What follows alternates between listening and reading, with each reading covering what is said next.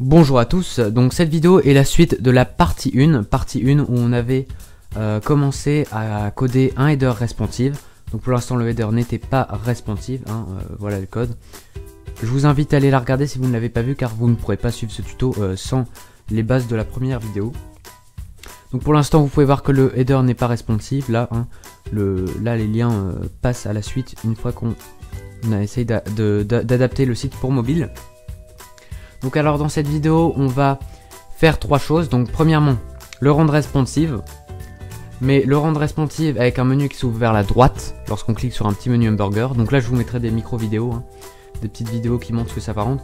Donc un menu qui va de la droite vers la gauche, un menu qui va de la gauche vers la droite et un menu qui va du haut vers le bas. Voilà, on se retrouve.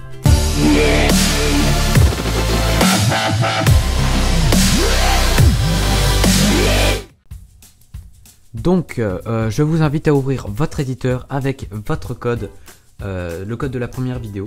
Donc on avait fait une structure HTML avec un header, on avait fait un fichier CSS avec donc le code de notre header et également les importations de font family, donc de police d'écriture, ainsi que des règles générales pour tout le site qui sont très importantes.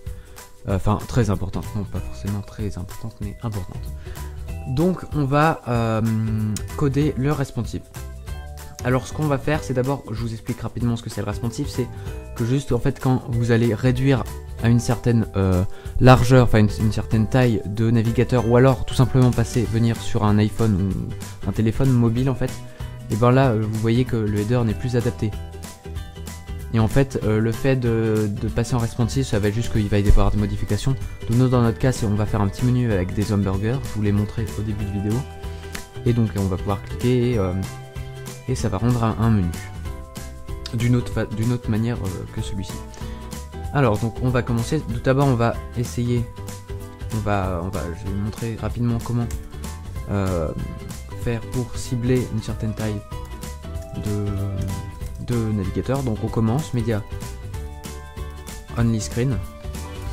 Donc en fait only screen ça veut dire que c'est juste les écrans, par exemple les imprimantes ça va pas influencer dessus. End, donc là max width, donc la taille maximum on va dire qu'elle sera de on va juste tester, Donc là on inspecte l'élément, on sélectionne donc là 1019 pixels de largeur. Alors oui je vais devoir bien le sélectionner sinon voilà. Ouais, je vous invite à ouvrir avec le navigateur Chrome, tout simplement beaucoup plus précis parce qu'on peut avoir la largeur comme vous pouvez voir ici, là, en haut à droite de ma fenêtre, on a 1000, voilà, on va réduire encore, donc là, vous voyez là 870 pixels là en haut, et ben on va réduire. À partir de 880 on va dire qu'on va passer sur le menu de mobile. Donc on dit max width 880 pixels.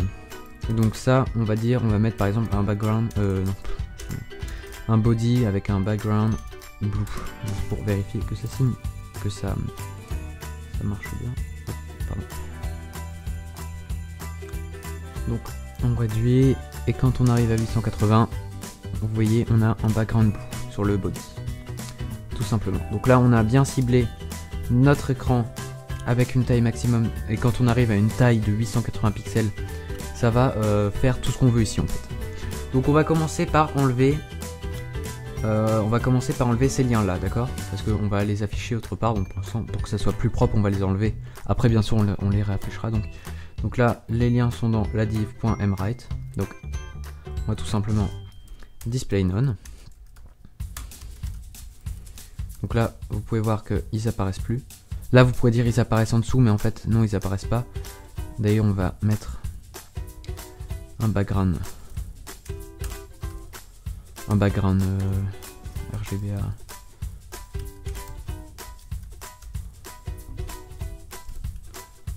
pardon, avec un petit peu d'opacité. Comme ça vous pourrez regarder si jamais quelque chose dépasse, et ben on le verra, surtout qu'on a une typo en couleur blanche. Donc voilà, on a enlevé le menu pour l'instant. Donc ce qu'on va faire maintenant c'est qu'on va créer le hamburger.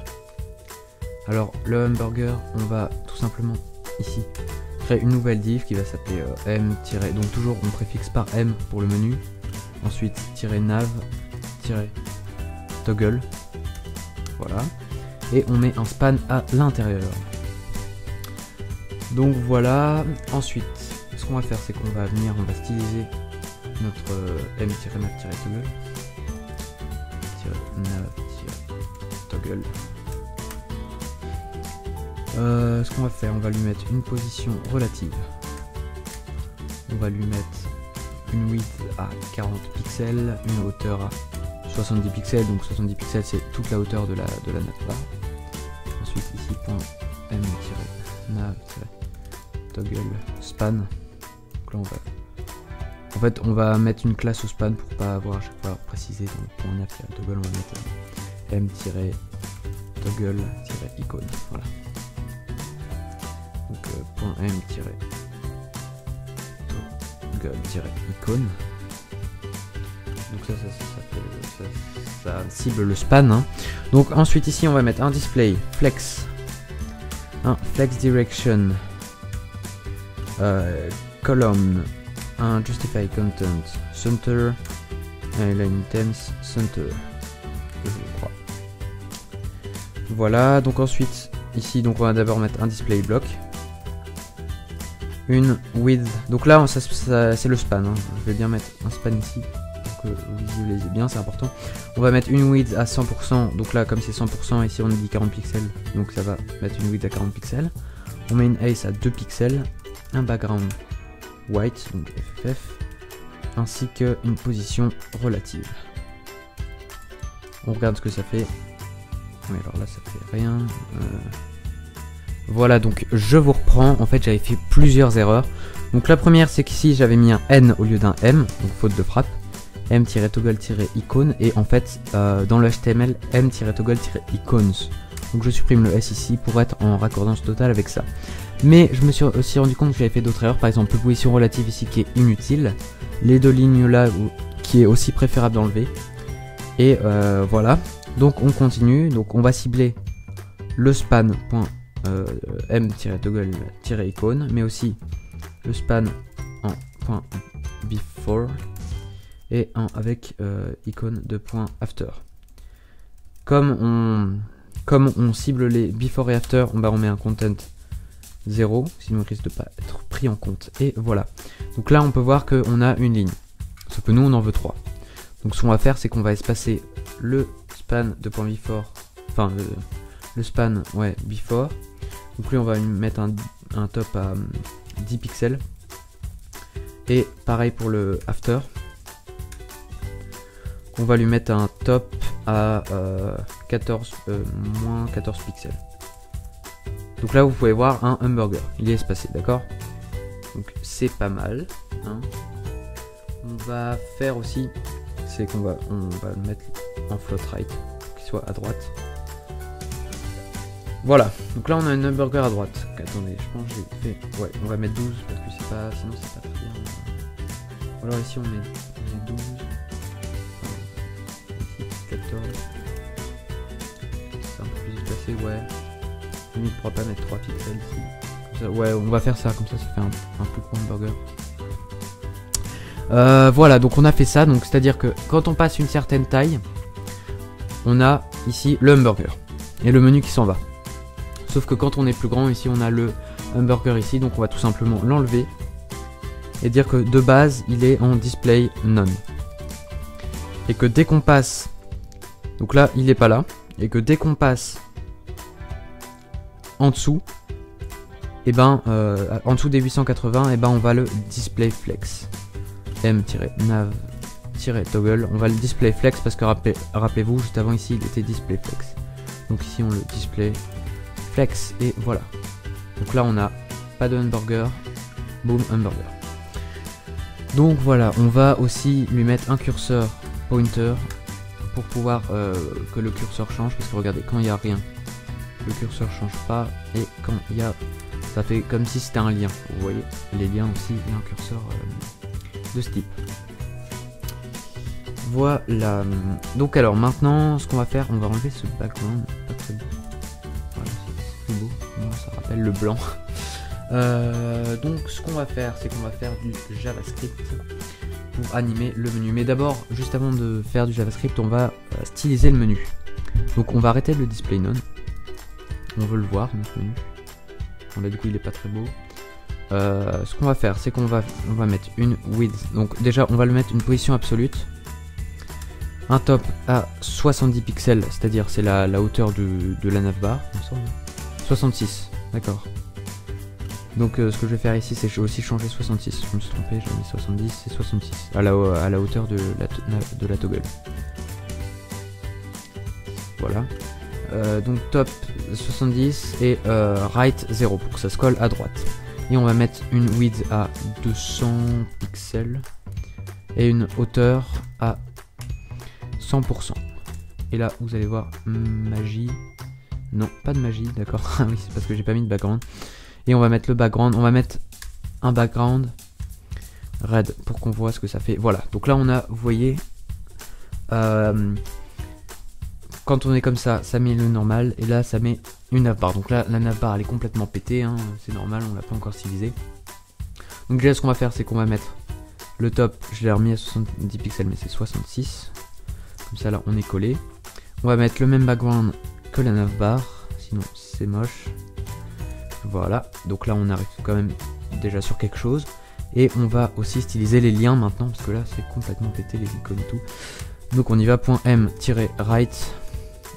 Je les avais pas sélectionnés, si .m-link, on disait bien. Donc .m-link, on y va, on fait un display bloc. Maintenant c'est des blocs, comme vous pouvez voir. On va faire un text line center. Voilà, comme ça, c'est carrément bien. On va aussi mettre un padding 0, donc là, ouais. Margin 0. Comme ça, on a ça. Voilà.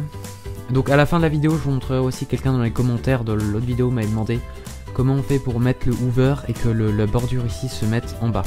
Ça, je vais vous le montrer à la fin de la vidéo en bonus. Voilà, donc quand on arrive comme ça, on a notre header comme ça. Je vais juste parce qu'il y a un padding bottom ici qui me dérange en fait qu'on avait mis ici.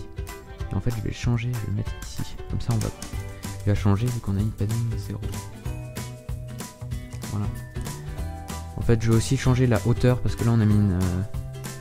on va mettre une ace à 20 px. Ouais, peut-être un peu petit ça quand même. Allez, 40. 55. D'accord, 55 là c'est bien. Vous voyez, on va mettre aussi une margin.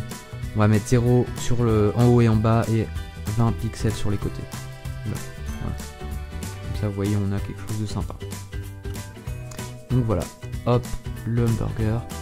Donc ce qu'on va faire maintenant, c'est qu'on va animer ce hamburger. C'est-à-dire que de base, on l'aura pas, la navbar, et quand on cliquera, elle viendra avec une magnifique transition sur la gauche. Donc ce qu'on va faire, c'est déjà... on va déjà transformer. Ici on va appliquer une transition, c'est-à-dire une translate, donc transform translate x parce que c'est sur l'axe des abscisses. Translate x. Donc là si on faisait 100%, enfin si on fait 100%, justement elle disparaît. Regardez, si on faisait moins 100%, elle serait, pardon, c'est parce que je suis pas en dessous, elle est ici, d'accord. Vous voyez, là elle est passée de là à là parce qu'on a fait moins 100%. Et comme on a fait 100%, elle passe de là à là, d'accord. Donc là, hop, elle a complètement disparu. Vous voyez, hop, donc on a notre magnifique truc, et voilà. Donc maintenant, ce qu'on va faire, c'est que quand on clique sur cette icône, et bien tout simplement, ça retranslate x à 0. Parce que quand on translate x 0, et bien au final, c'est normal. Donc c'est ce qu'on va faire. Donc on crée un nouveau fichier JavaScript qui va s'appeler app.js. Donc dans votre app.js, on va commencer, on va sélectionner .m-9-toggle, donc $.f-9-toggle, .click. Ah oui, j'ai oublié quelque chose, je vais vous le montrer juste après. Function et puis après on ouvre la fonction. Donc voilà, on a notre fonction JavaScript, mais en fait la fonction click, pour qu'elle marche, il faut jQuery, et jQuery là on ne l'a pas installé. Donc tout simplement, on va sur internet, on tape jQuery. Comme je vous l'ai dit, les CDN c'est bien parce que c'est rapide, mais je vous conseille toujours de le télécharger et de l'installer à la main. Mais ici, comme on est un peu flemmard, on va prendre CDN. Comme ça, c'est juste un lien, donc c'est pas celui-là. Voilà. Non, pas du tout. Oui, mais donne-moi les CDN, s'il te plaît. Oui, vous pouvez voir que je suis avec Ecosia. Pour la planète, bien sûr. Ouais, c'est un peu chiant, pourquoi ça marche pas très bien. Google.com. Ouais, alors, excusez-moi, hein, j'ai pas testé avant si je pouvais avoir jQuery CDN. Voilà. Et voilà, vous avez CDNJS, donc qui est une très très bonne librairie. Et donc ils vont vous donner le lien comme ça, jQuery.min. Comme ça on a la version minifiée qui est toujours moins lourde à télécharger. Et donc on va mettre ça dans un script. Vous pouvez le mettre au début, hein, ça dérange pas. Non, un script lien comme ça. SRC, donc voilà. Et on va aussi enregistrer le script qu'on vient de créer, donc app.js, voilà. Donc, public, slash, donc là on suit le chemin ici, hein, slash js, slash app.js. Voilà, donc là, on a, vous voyez, on a une belle indentation, un magnifique fichier HTML. Ah oui, je vais aussi insérer, enfin je vais dire que à la fin on verra aussi comment optimiser, à la fin de la série, comment optimiser l'HTML pour être mieux référencé sur Google, etc. Voilà, donc là on a notre point clic qui est censé fonctionner. Donc maintenant on va faire un e.prevent_default. Donc ça va juste permettre d'enregistrer la fonction, enfin l'appel. Ensuite on va faire, donc on va resélectionner. Cette fois on va prendre, on va faire quelque chose, on va dire, alors on va créer une variable dans notre CSS qu'on va pas mettre dans notre HTML, qui va s'appeler .isOpen. Donc .is-open, donc chaque élément qui aura cette balise là, .is-open, enfin cette classe, elle va avoir un transform translate x à 0. Voilà. Donc tout simplement, enfin je vais plutôt mettre .m-right.isOpen. Voilà, ce que je vais aussi mettre ici c'est une transition à all 0.3 secondes is in out pour que ça soit plus smooth, vous voyez, pour que vraiment la nappe arrive doucement comme ça, enfin quand même rapidement pour pas embêter l'utilisateur, mais voilà. Donc ce qu'on va faire c'est qu'on va prendre .m-right et c'est qu'on va lui ajouter donc .add class. On va lui ajouter la classe isOpen quand on va cliquer dessus. Donc tout simplement, ouais, alors on va regarder d'abord si ça fonctionne. Pourquoi je voulais imprimer, je sais pas. Voilà. Donc tout simplement dans le body, dans le header, dans le menu, dans le inner. Voilà, donc en fait j'avais tout simplement oublié de mettre un point ici, c'était tout bête. Donc voilà, donc regardez, maintenant on recharge la page et quand on va appuyer, voilà, donc ça va venir. Mais si on rappuie, ça ne s'enlève pas. En fait, regardez, on a mis la classe isOpen. Donc on recharge pour vous montrer. Là on a la classe .mWrite et quand on clique, ça rajoute .isOpen.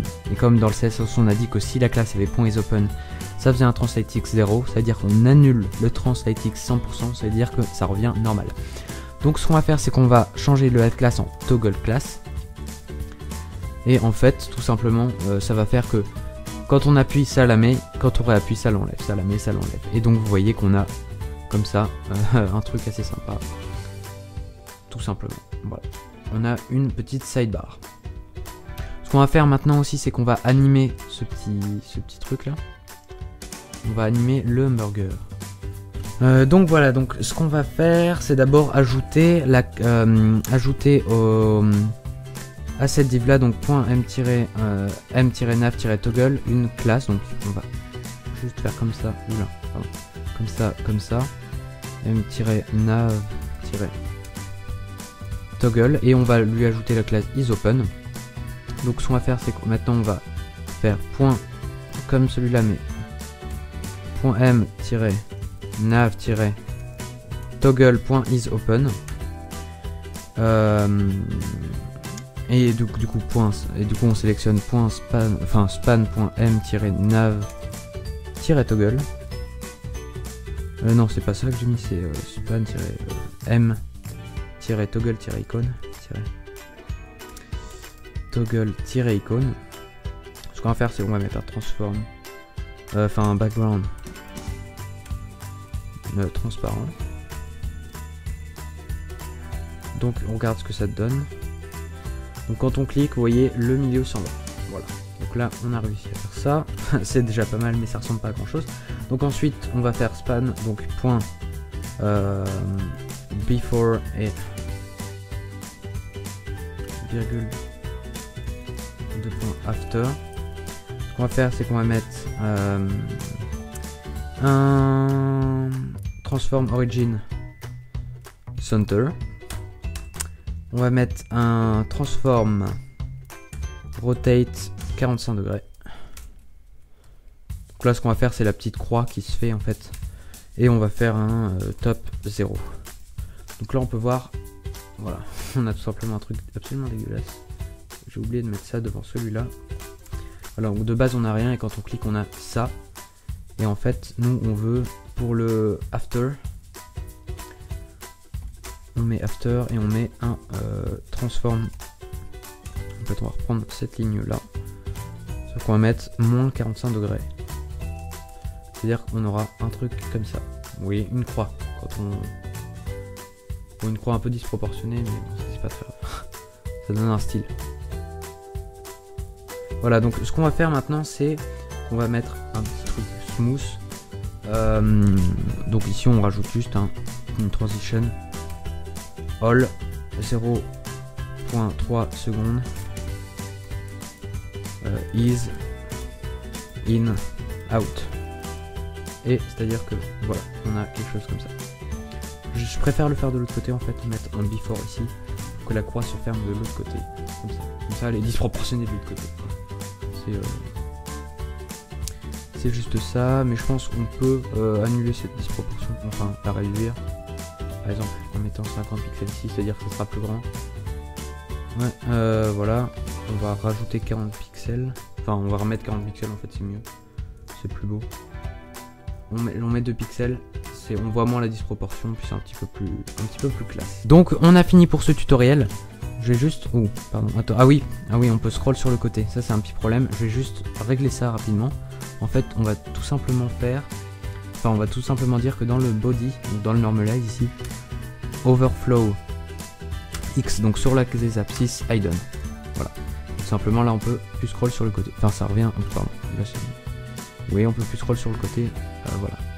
Et donc, du coup, on a ça. Donc maintenant, on va le faire venir de la gauche, comme je vous l'ai dit.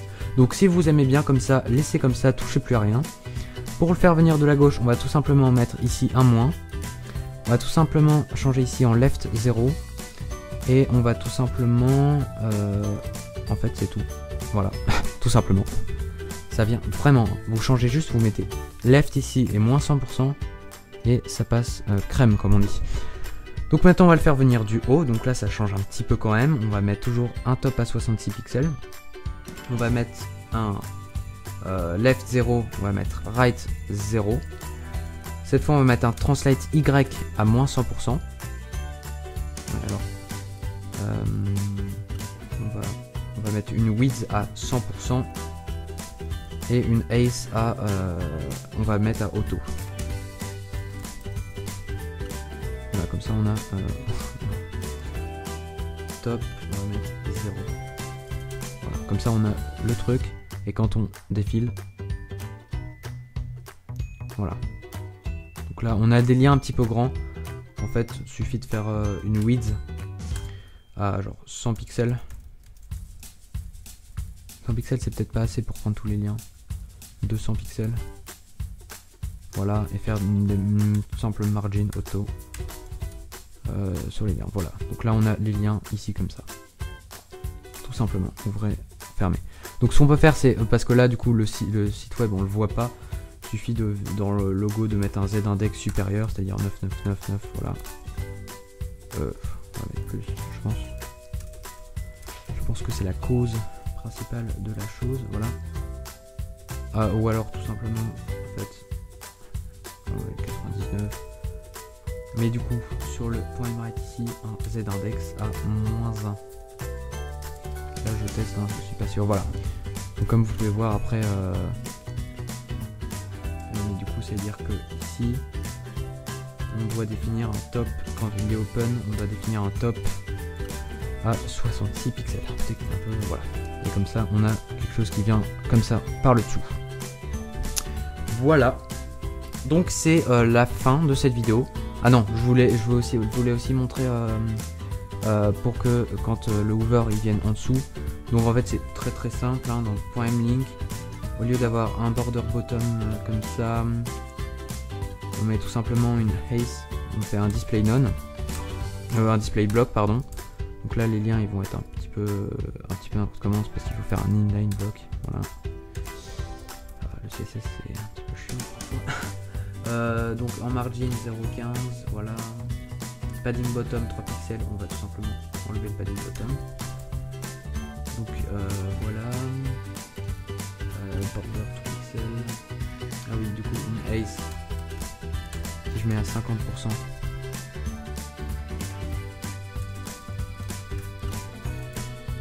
Parce que c'est un petit peu le bordel en fait ici. C'est vraiment carrément le bordel. Par exemple, je mets background red au lien. D'accord, ouais. Donc en fait, là on va utiliser une notion de CSS qui s'appelle calculer. Calque, en fait, on va calculer 100% moins. Donc là, 2 pixels. C'est le border bottom qui est de 2 pixels, donc moins 2 pixels.